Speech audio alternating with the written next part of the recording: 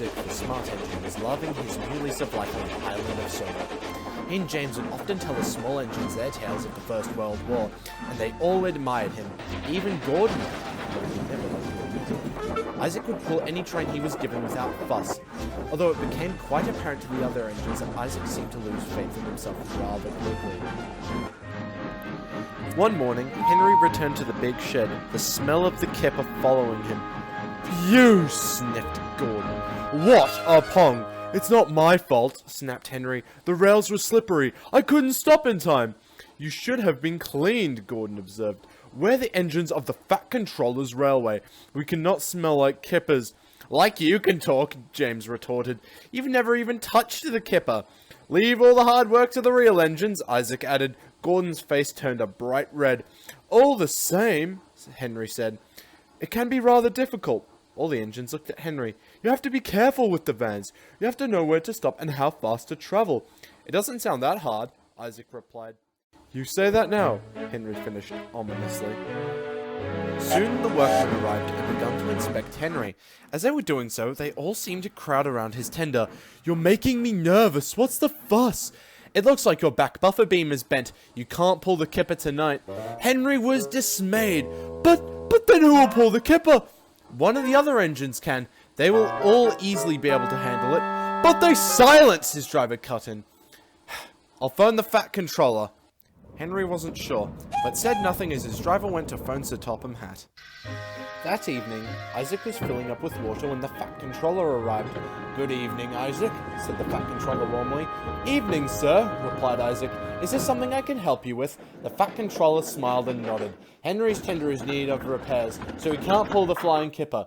Issac listened and understood. "Are you asking me to pull the Kipper, sir?" The Fat Controller nodded again. Issac smiled.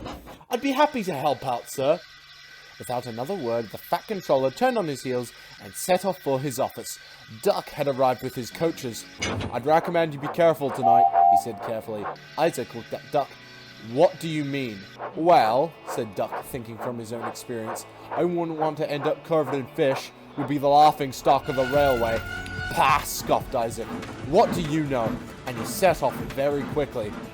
"Don't say I didn't warn you," said Duck. Issac was at the harbour by 5 o'clock. The rails were still wet, and workmen rushed around the docks, loading up the vans with crates of fish.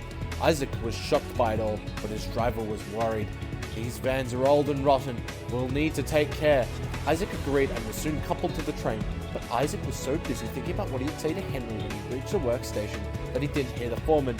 "The coupling on the front van is weak. Take extra care." But Issac didn't listen. He jumped at the sound of the van doors slamming. He looked back to see the guard shining his green lamp. And with that, the flying Kipper was ready to go.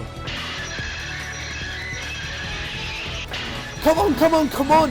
whistled Issac as he snorted out of the harbour, only to be met with the beautiful sunrise, lighting up everything with a warm, rich glow. "Don't be so rough, don't be so rough," grumbled the vans, but Issac didn't listen. Issac had soon reached Wellsworth, and his crew began to look over him curiously. Said the fireman. "Something's wrong. I felt the coupling tighten as we neared the station." Issac wasn't having it. "You'll make us late." His crew didn't want to argue, so the train set off once again. As they reached the hill, Issac felt his coupling strain. "I'm not stalling here," he snorted. "Henry will never let me forget it." Tugging harder and harder. But then there was trouble. As he reached the top of the hill, Issac tugged on the coupling. Too hard. The coupling between he and the front van had snapped. Issac hadn't noticed, and the trucks started slowly at first, but they quickly gathered speed. No sooner than Issac had reached the bottom of the hill, when there was an almighty bang!